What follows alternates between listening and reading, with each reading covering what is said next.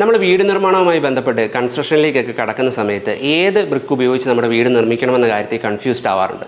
നമ്മുടെ മാർക്കറ്റിൽ പല ടൈപ്പിലുള്ള ബ്രിക്സ് അവൈലബിൾ ആണ്. നമ്മൾ പക്ഷേ ഈ കോട്ടയം സൈഡിലേക്കൊക്കെ നോക്കിക്കഴിഞ്ഞാൽ ഏറ്റവും കൂടുതൽ ഉപയോഗിക്കപ്പെടുന്ന ബ്രിക്ക് എന്ന് പറഞ്ഞാൽ സിമൻറ്റ് കട്ടയും ചുടുകട്ടയും ആയിരിക്കും. നമ്മൾ വീടിൻ്റെ ആ പ്ലാനിങ്ങും 3D മോഡലിങ്ങും ഒക്കെ കഴിഞ്ഞ് ഡീറ്റെയിൽ ഡ്രോയിങ് പ്രിപ്പയർ ചെയ്യുന്ന സമയത്ത് ക്ലയൻറ്റുമായിട്ട് ഏത് ബ്രിക്ക് വേണമെന്ന കാര്യത്തിൽ ഡിസ്കഷൻ നടത്താറുണ്ട്. അപ്പം മിക്കവാറും എല്ലാവർക്കും തന്നെ ചുടുകട്ട ഉപയോഗിച്ചിട്ട് അല്ലെങ്കിൽ ക്ലേ ബ്രിക്ക് ഉപയോഗിച്ചിട്ട് വീട് നിർമ്മിക്കണമെന്നാണ് ആഗ്രഹം. പിന്നെ മെറ്റീരിയൽ കോസ്റ്റും ലേബർ കോസ്റ്റും അങ്ങനെ പല കാര്യങ്ങൾ പരിഗണിച്ച് നമ്മൾ അവസാനം സിമൻറ്റ് കട്ട ഉപയോഗിച്ച് വീട് നിർമ്മിക്കേണ്ടി വരാറുണ്ട്. അപ്പോൾ ഈ വീഡിയോയിലൂടെ നമ്മൾ ഈ സിമൻറ്റ് കട്ടയും ചുടുകട്ടയും തമ്മിലുള്ള ഒരു ഡീറ്റെയിൽ കമ്പാരിസനാണ് പറയാൻ പോകുന്നത്. അപ്പോൾ നമ്മൾ അല്ലെങ്കിൽ ഏതെങ്കിലും ഒരു നമ്മൾ ബ്രിക്കുകൾ സെലക്ട് ചെയ്യുന്ന സമയത്ത് പല ബ്രിക്കുകൾ തമ്മിൽ ആ ബ്രിക്കിൻ്റെ ഏതൊക്കെ പ്രോപ്പർട്ടീസ് വെച്ചിട്ടാണ് നമ്മളിത് കമ്പയർ ചെയ്യേണ്ടെന്നുള്ള കാര്യം നമ്മൾ ഈ വീഡിയോയിലൂടെ ഡിസ്കസ് ചെയ്യുന്നുണ്ട്. അപ്പം ഇത്തരത്തിലുള്ള പ്രോപ്പർട്ടി വെച്ച് സിമൻറ്റ് കട്ടയ്ക്കും അതുപോലെ ചുടുകട്ടയ്ക്കും എന്തൊക്കെ നല്ല പ്രോപ്പർട്ടീസാണ് ഉള്ളത്, അല്ലെങ്കിൽ എന്തൊക്കെ മോശം പ്രോപ്പർട്ടീസാണ് ഉള്ളത് എന്ന കാര്യവും നമ്മൾ ഈ വീഡിയോയിലൂടെ ഡിസ്കസ് ചെയ്യുന്നു. അതിലുപരി സിമൻറ്റ് കട്ടയും ചുടുകട്ടയും തമ്മിലുള്ള ഒരു കോസ്റ്റിൻ്റെ ഡീറ്റെയിൽ കമ്പാരിസൺ നടത്തുന്നുണ്ട്. മിക്കവാറും പല ക്ലയൻസും ഈ കോസ്റ്റ് പരിഗണിച്ചിട്ടാണ് നമ്മൾ സിമൻറ്റ് കട്ടയിലേക്ക് പോകേണ്ടി വരുന്നത്. അപ്പോൾ നമ്മളൊരു എക്സൽ ഷീറ്റിലൂടെ ഈ ചുടുകട്ടയുടെയും സിമൻറ്റ് കട്ടയുടെയും ഒക്കെ ഒരു കോസ്റ്റ് ഡീറ്റെയിൽ ആയിട്ട് കമ്പയർ ചെയ്യുന്നുണ്ട്. അപ്പോൾ ആ എക്സൽ ഷീറ്റിലെ ഈ മെറ്റീരിയലിൻ്റെ ഡീറ്റെയിൽസ്, അതായത് മെറ്റീരിയലിൻ്റെ കോസ്റ്റ്, ഇപ്പം സിമൻറ്റിൻ്റെയോ എംസാൻഡിൻ്റെയോ ഒക്കെ നിങ്ങളുടെ ഏരിയയിലുള്ള കോസ്റ്റ് എഡിറ്റ് ചെയ്ത് കൊടുത്തു കഴിഞ്ഞാൽ കൃത്യമായ ഒരു കോസ്റ്റ് നിങ്ങൾക്ക് ഒരു കമ്പാരിസനായിട്ട് ലഭിക്കുകയും ചെയ്യും. അപ്പം ഈ വീഡിയോയിലൂടെ ഇപ്പം ചുടുകട്ടയ്ക്ക് പകരം നമ്മൾ സിമൻറ്റ് കട്ടയ്ക്ക് പകരം നമ്മൾ ചുടുകട്ട ഉപയോഗിക്കുമ്പോഴത്തേനും ഒരു M3 അല്ലെങ്കിൽ ഒരു 2000-2500 സ്ക്വയർ ഫീറ്റ് വീട് ചെയ്യുമ്പോൾ നമുക്ക് ടോട്ടൽ മെറ്റീരിയൽ കോസ്റ്റും ലേബർ കോസ്റ്റും എല്ലാം ചേർത്തിട്ട് എത്ര കോസ്റ്റിൻ്റെ ഡിഫറൻസ് വരും, ആ കോസ്റ്റ് മനസ്സിലാക്കിയിട്ട് നമുക്ക് ചുടുകട്ട അഫോർഡ് ചെയ്യാൻ പറ്റുമോ അല്ലെങ്കിൽ ചുടുകട്ട ഉപയോഗിച്ച് ചെയ്യണോ എന്നുള്ള കാര്യത്തിൽ ഒരു തീരുമാനം എടുക്കാനായിട്ട് പറ്റും. അപ്പോൾ ഈ വീഡിയോയിലൂടെ നമുക്ക് ചുടുകട്ടേനെയും സിമൻറ്റ് കട്ടേനെയും കുറിച്ചുള്ള ഡീറ്റെയിൽ ആയിട്ടുള്ള കാര്യങ്ങൾ മനസ്സിലാക്കാം. ഞാൻ സുബിൻ തോമസ്, Asheville ആർക്കിടെക്ചറിലെ പ്രിൻസിപ്പൽ ആർക്കിടെക്റ്റാണ്.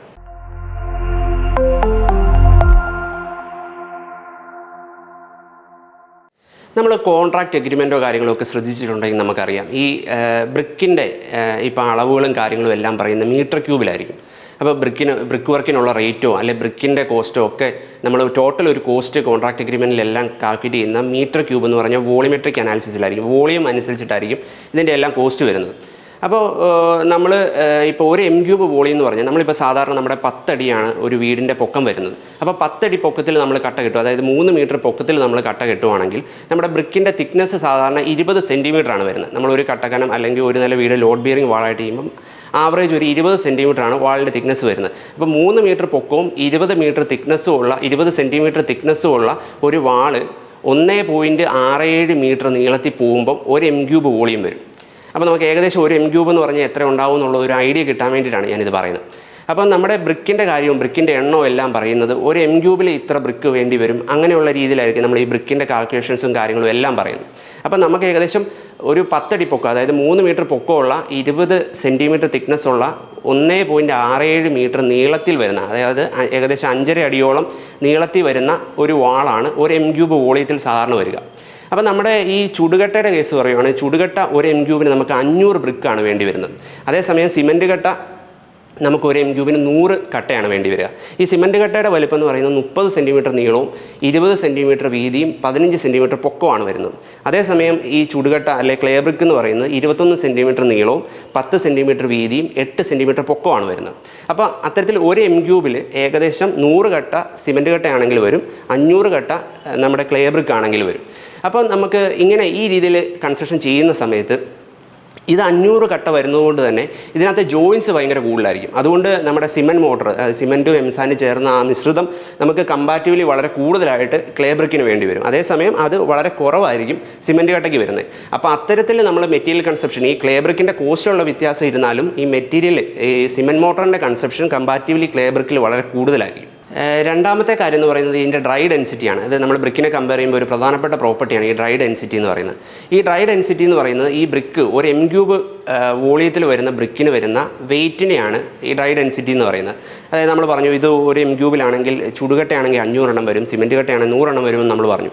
അത്തരത്തിൽ ഈ ബ്രിക്ക് വർക്ക് ഒരു M3 ചെയ്യുമ്പോൾ ഇതിന് വരുന്ന വെയ്റ്റിനെയാണ് ഡ്രൈ ഡെൻസിറ്റി എന്ന് പറയുന്നത്. അത് ഈ ചുടുകട്ടയാണെങ്കിൽ അല്ലെങ്കിൽ ക്ലേ ബ്രിക്ക് ആണെങ്കിൽ അതിൻ്റെ ഡ്രൈ ഡെൻസിറ്റി എന്ന് പറയുന്നത് 1600 തൊട്ട് 1920 കിലോഗ്രാം പെർ M3 ആണ്. അതായത് ഒരു M3 വരുന്ന വെയിറ്റ് എന്ന് പറയുന്നത് 1620-നും 1900-നും ഇടയ്ക്ക് വേരി ചെയ്യുന്ന രീതിയിലായിരിക്കും ഈ ക്ലേ ബ്രിക്കിന് വരുന്നത്. അതേസമയം സിമൻറ്റ് കട്ടയാണെങ്കിൽ ഇത് 1800-നും 2500-നും ഇടയ്ക്കായിരിക്കും. അപ്പോൾ ചുടുകട്ടേനെ കമ്പയർ ചെയ്യുമ്പോൾ സിമൻറ്റ് കട്ടയ്ക്ക് വെയിറ്റ് കുറച്ച് കൂടുതലായിരിക്കും. അതായത് ഇതിൻ്റെ ഡ്രൈ ഡെൻസിറ്റി കൂടുതലായിരിക്കും. അപ്പോൾ നമ്മൾ ഈ ഒരു ബിൽഡിംഗ് പണിയുമ്പോൾ അതിൻ്റെ ഡെഡ് ലോഡൊക്കെ കാൽക്കുലേറ്റ് ചെയ്യുന്ന സമയത്ത് ഈ സിമെൻറ്റ് കട്ട ഉപയോഗിച്ചാണ് ചെയ്യുന്നതെങ്കിൽ അതിന് വെയിറ്റ് കൂടുതൽ വരും. അപ്പോൾ അതിനനുസരിച്ച് നമ്മളിതിൻ്റെ ഡിസൈൻ ചെയ്യേണ്ടതായിട്ടും വരും.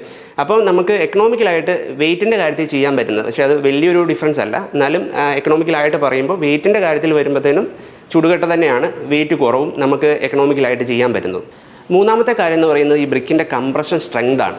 ആ ബ്രിക്ക് എത്രത്തോളം ലോഡ് എടുക്കും. നമ്മൾ പൊതുവേ ഈ ബ്രിക്കുകളെല്ലാം ഉപയോഗിക്കുന്നത് ലോഡ് ബിയറിംഗ് വാൾ എന്നുള്ള രീതിയിലായിരിക്കും. നമ്മൾ കോളംസ് പൊക്കി ബീമായിട്ട് ഒരു ഫ്രെയിം സ്ട്രക്ചറായിട്ട് ചെയ്തിട്ട് അത് ഫില്ല് ചെയ്യാനായിട്ട് ബ്രിക്ക് വർക്ക് ചെയ്യുന്നതിന് പകരം ലോഡ് എടുക്കുന്ന രീതി, സ്ലാബ് റെസ്റ്റ് ചെയ്യുന്ന രീതിയിലുള്ള ലോഡ് ബിയറിംഗ് വാളായിട്ടായിരിക്കും നമ്മൾ പൊതുവേ റെസിഡൻഷ്യൽ ബിൽഡിങ്ങിലൊക്കെ ചെയ്യുന്നത്.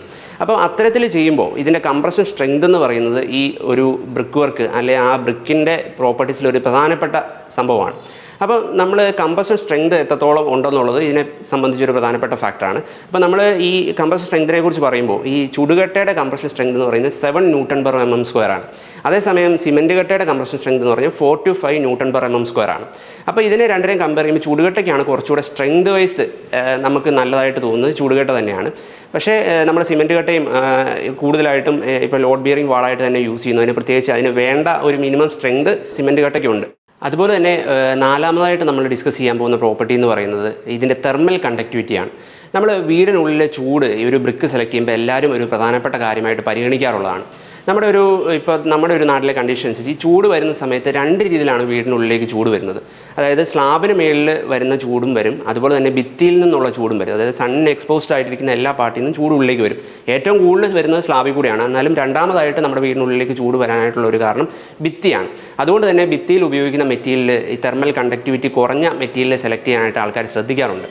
അപ്പോൾ നമ്മൾ ഇത്തരത്തിൽ പറയുമ്പോൾ ഇത് നമ്മുടെ ക്ലേ ബ്രിക്കിനെ കുറിച്ച് പറയുമ്പോൾ അതിൻ്റെ തെർമൽ കണ്ടക്ടിവിറ്റി എന്ന് പറയുന്നത് 0.6 തൊട്ട് 1 വരെ വാട്ട്/മീറ്റർ കെൽവിനാണ്. അതേസമയം നമ്മുടെ ഈ സിമെൻറ്റ് കട്ടയുടെ കാര്യം പറഞ്ഞു കഴിഞ്ഞാൽ അതിൻ്റെ ഒരു തെർമൽ കണ്ടക്ടിവിറ്റി എന്ന് പറയുന്നത് 0.7 തൊട്ട് 1.28 വാട്ട്/മീറ്റർ കെൽവിനാണ്. അപ്പോൾ ഇത്തരത്തിൽ നോക്കുമ്പോൾ തെർമൽ കണ്ടക്ടിവിറ്റി കമ്പാരിറ്റീവ്ലി കുറവ് ചുടുകട്ടയ്ക്കാണ്. അതുകൊണ്ട് തന്നെ ചുടുകട്ട ഉപയോഗിച്ച് നമ്മൾ വീട് ഉണ്ടാക്കി കഴിഞ്ഞ് കഴിഞ്ഞാൽ, അത് ഭിത്തി കെട്ടിക്കഴിഞ്ഞ് കഴിഞ്ഞാൽ നമുക്ക് കമ്പാരിറ്റീവ്ലി ചൂട് കുറവ്, സിമെൻറ്റ് കട്ട ഉപയോഗിക്കുന്നതിലും ചൂട് കുറവായിരിക്കും. അതിൻ്റെ തെർമൽ കണ്ടക്ടിവിറ്റി കുറവായതുകൊണ്ട് തന്നെ വീടിനുള്ളിൽ വരുന്ന ചൂട് കമ്പാരിറ്റീവ്ലി വളരെ കുറവായിരിക്കും. അഞ്ചാമതായിട്ട് നമ്മൾ ശ്രദ്ധിക്കേണ്ട ഒരു പ്രോപ്പർട്ടി എന്ന് പറഞ്ഞാൽ ഇതിൻ്റെ വാട്ടർ അബ്സോർഷനാണ്. നമ്മൾ വാട്ടർ അബ്സോർഷൻ ഈ ക്ലേ ബ്രിക്കിൻ്റെ കാര്യം പറഞ്ഞു കഴിഞ്ഞാൽ ഇതിൻ്റെ വോളിയത്തിൻ്റെ 20% വരെ വാട്ടർ അബ്സോർഷൻ നടക്കാമെന്നാണ് പറയുന്നത്.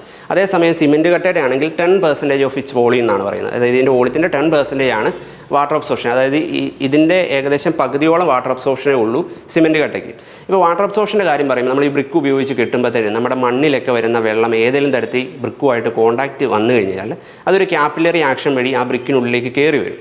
അപ്പോൾ അത്തരത്തിലാണ് നമുക്ക് ഈ ഡാമിനസും ഈ പൊട്ടി പൊളിഞ്ഞ് വീഴുന്ന പ്രശ്നങ്ങളും അങ്ങനെ പല പ്രശ്നങ്ങൾ വീടിനുള്ളിൽ ഉണ്ടാകുന്നത്. അപ്പോൾ ഏതെങ്കിലും കാരണവശാൽ അങ്ങനെ ഒരു വെള്ളമായിട്ട് ഇത് കോൺടാക്റ്റ് വന്നു കഴിഞ്ഞ് കഴിഞ്ഞാൽ വാട്ടർ അബ്സോർപ്ഷൻ ചെയ്യാനും ഡാമിനസ് പോലെയുള്ള പ്രശ്നങ്ങൾ ഉണ്ടാവാനും സാധ്യത കൂടുതൽ ചൂടുകട്ടയ്ക്കായിരിക്കും.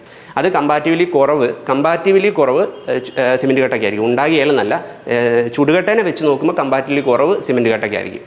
അതുപോലെ തന്നെ നമ്മൾ സിമെൻറ്റ് കട്ടയും ഈ ചുടുകട്ടയൊക്കെ തമ്മിൽ കമ്പയർ ചെയ്യുമ്പോൾ നമ്മൾ ശ്രദ്ധിക്കേണ്ട അല്ലെങ്കിൽ പറയേണ്ട പ്രധാനപ്പെട്ട ഒരു കാര്യം എന്ന് പറയുന്നത് ഇതിൻ്റെ ബ്രേക്കേജാണ്. അതായത് സൈഡിലേക്ക് ട്രാൻസ്ഫർ ചെയ്യുമ്പോഴും അതുപോലെ തന്നെ യൂസ് ചെയ്യുമ്പോഴും ഒക്കെ ഇതിനകത്ത് കുറച്ച് വേസ്റ്റേജ് ഉണ്ടാവും. അതായത് ബ്രേക്കായിട്ട് ഇതിനകത്ത് വേസ്റ്റേജ് ഉണ്ടാവും. അപ്പോൾ ഈ ചുടുകട്ടനെ സംബന്ധിച്ച് അത് 10 to 12% വേസ്റ്റേജ് ഉണ്ടാകുമെന്നാണ് പറയുന്നത്. അതായത് നമ്മൾ സൈറ്റിൽ അൺലോഡ് ചെയ്യുമ്പോഴും നമ്മൾ പിന്നെ പണിക്കായിട്ട് യൂസ് ചെയ്യുമ്പോഴും ഒക്കെ ഏകദേശം ഇതിൻ്റെ 10 to അത് നമുക്ക് സാധാരണ നിങ്ങൾക്ക് കണ്ടവർക്കൊക്കെ അറിയാം, നമ്മൾ സൈറ്റിൽ ഇറക്കുമ്പോഴൊക്കെ കുറേ എണ്ണം പൊട്ടിയൊക്കെ പോകും. അത് കുറച്ചെണ്ണമൊക്കെ നമുക്ക് യൂസ് ചെയ്യാൻ പറ്റും. എന്നാലും നല്ലൊരു വേസ്റ്റേജ് ഈ ചുടുകട്ടനെ സംബന്ധിച്ച് വരാറുണ്ട്. അതായത് ഒരു 100 ചുടുകട്ട നമ്മൾ ഇറക്കുമ്പോഴത്തേന് ഏകദേശം 90 എണ്ണമേ ഉള്ളൂ നമുക്ക് സൈറ്റിൽ വർക്കിലേക്ക് കയറുള്ളൂ. ബാക്കി ഏകദേശം 10% നമുക്ക് വേസ്റ്റേജ് ആയിട്ടും ബ്രേക്കേജ് ആയിട്ടും ഒക്കെ പോകും. സിമെൻറ്റ് കട്ട എന്ന് പറയുമ്പോൾ പക്ഷേ അത് ഏകദേശം 100% തന്നെ നമുക്ക് യൂസ് ചെയ്യാനായിട്ട് പറ്റും. ഇത് സൈറ്റിൽ ഇറക്കുമ്പോഴോ അങ്ങനെയൊന്നും പെട്ടെന്ന് പൊട്ടിപ്പോയില്ല. അപ്പോൾ നമുക്ക് കംപ്ലീറ്റ് ആയിട്ട് ഏകദേശം വർക്ക് നടക്കുന്ന സമയത്ത് ഏകദേശം 100% ഓളം തന്നെ നമുക്ക് ഇത് യൂസ് ചെയ്യാനായിട്ട് പറ്റും. അതാണ് ഇതിൻ്റെ ഒരു ഏകദേശം. അപ്പോൾ നമ്മളൊരു 10% ഇപ്പോൾ നമുക്കൊരു 50,000 ബ്രിക്കാണ് വേണ്ടതെങ്കിൽ അതിൻ്റെ ഏകദേശം ഒരു 10% നമ്മൾ അഡീഷണലായിട്ട് നമുക്ക് പർച്ചേസ് ചെയ്യേണ്ടതായിട്ട് വരും. ഇനി നമുക്ക് ഇതിൻ്റെ ഏറ്റവും പ്രധാനപ്പെട്ട പ്രോപ്പർട്ടി, ഇതിൻ്റെ കോസ്റ്റ് തമ്മിൽ കമ്പയർ ചെയ്ത് നോക്കാം. അതിന് ഞാൻ പറഞ്ഞ പോലെ ഞാൻ എക്സൽ ഷീറ്റ് പ്രിപ്പയർ ചെയ്തിട്ടുണ്ട്.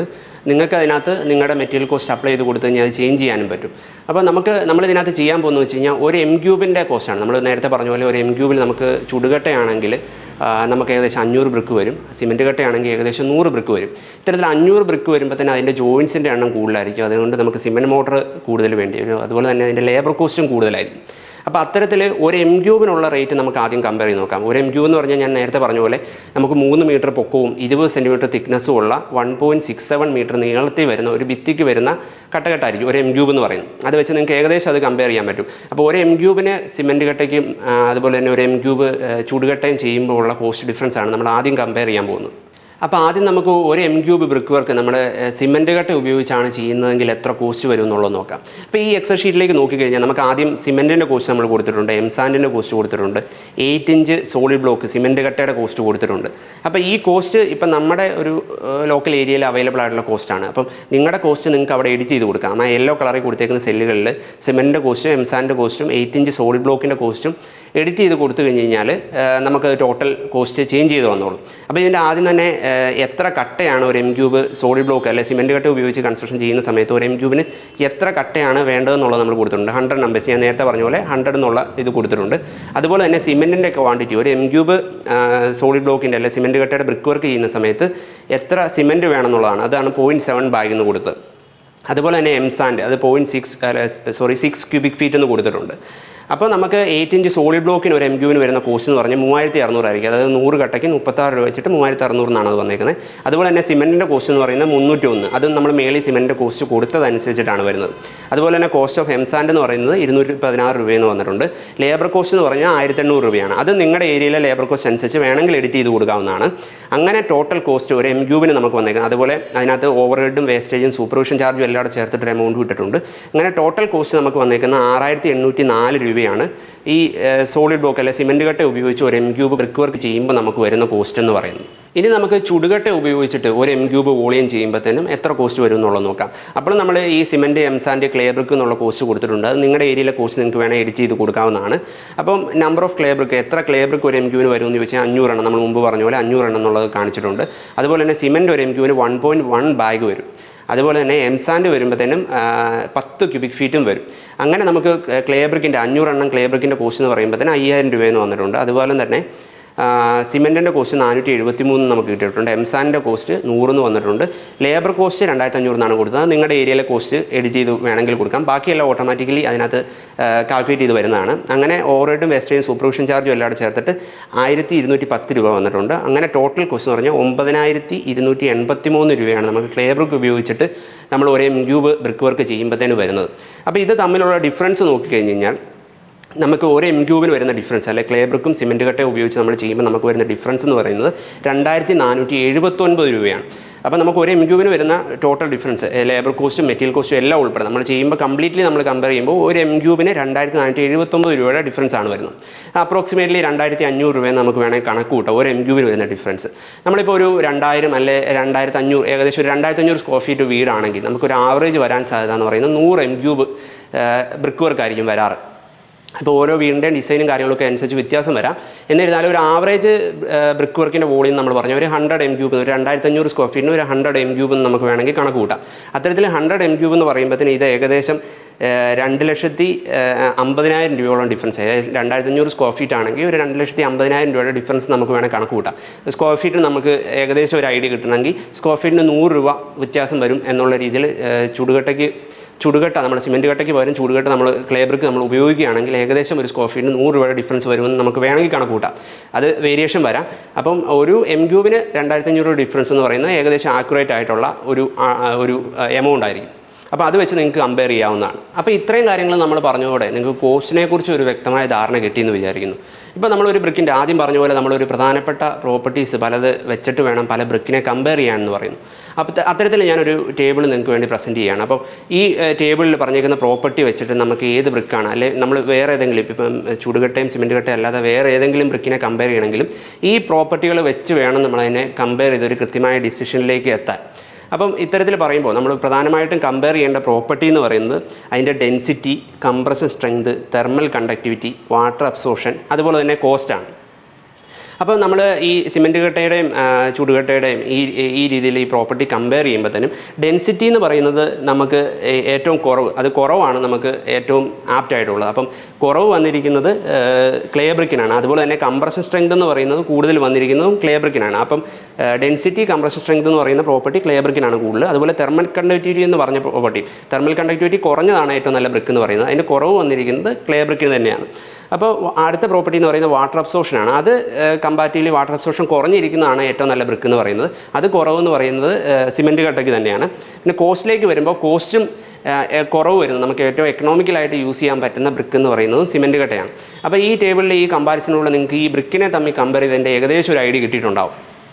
അപ്പോൾ കോസ്റ്റ് എന്നുള്ള ഒരു പ്രശ്നം നമുക്ക് ഇപ്പം നല്ലൊരു വീടാണ്, നല്ല ഏരിയയിലുള്ളൊരു വീടാണ് പണിയുന്നത്, അത്യാവശ്യം ബഡ്ജറ്റിലുള്ള ഒരു വീടാണ് നമ്മൾ പണിയുന്നതെങ്കിൽ നമ്മൾ ചുടുകട്ട തന്നെ ചൂസ് ചെയ്യുന്നതായിരിക്കും നല്ലത്.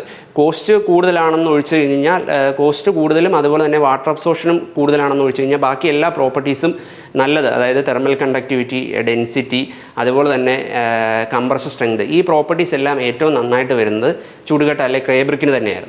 അപ്പം നമുക്ക് ബഡ്ജറ്റ് ഉണ്ടെങ്കിൽ ക്ലേ ബ്രിക്ക് തന്നെ ചൂസ് ചെയ്യുന്നതായിരിക്കും നല്ലത്. ഇനി നമ്മൾ എക്കണോമിക്കലായിട്ട് അല്ലെങ്കിൽ ബഡ്ജറ്റ് ഫ്രണ്ട്ലി ആയിട്ടൊരു വീട് ചെയ്യുന്ന സമയത്ത് നമ്മൾ ഈ സിമെൻറ്റ് കട്ട ചൂസ് ചെയ്യുന്നത് ആവും നമുക്ക് കൂടുതൽ നല്ലത്. ഈ വീഡിയോയിലൂടെ നമ്മൾ ഈ ക്ലേ ബ്രിക്കിനെയും സിമെൻറ്റ് കട്ടേനെയും കമ്പയർ ചെയ്ത് പറഞ്ഞ കാര്യങ്ങളൊക്കെ നിങ്ങൾക്ക് വ്യക്തമായി മനസ്സിലായെന്ന് വിചാരിക്കുന്നു. ഇനി നിങ്ങൾ വേറെ ഏതെങ്കിലും ബ്രിക്ക് ചൂസ് ചെയ്യുകയാണെങ്കിലും നമ്മൾ ഈ പറഞ്ഞ പ്രോപ്പർട്ടീസ് വെച്ച് അതിനെ കമ്പയർ ചെയ്ത് ഒരു ഡിസിഷനിലേക്ക് എത്താൻ നിങ്ങൾക്ക് ഈസി ആയിട്ട് പറ്റുമെന്നും വിചാരിക്കുന്നു. അപ്പോൾ ഈ വീഡിയോ ഇഷ്ടമായെങ്കിൽ ഈ വീഡിയോ ലൈക്ക് ചെയ്യുക, നമ്മുടെ ചാനൽ സബ്സ്ക്രൈബ് ചെയ്യുക, അതുപോലെ തന്നെ നമ്മുടെ പ്രൊജക്റ്റുകളെ പറ്റി അറിയാൻ വേണ്ടിയിട്ട് നമ്മുടെ ഇൻസ്റ്റാഗ്രാം പേജ് ഫോളോ ചെയ്യുക. അപ്പോൾ ഇതുപോലെ മറ്റൊരു ടോപ്പിക്കുമായിട്ട് നമുക്ക് വീണ്ടും കാണാം. താങ്ക്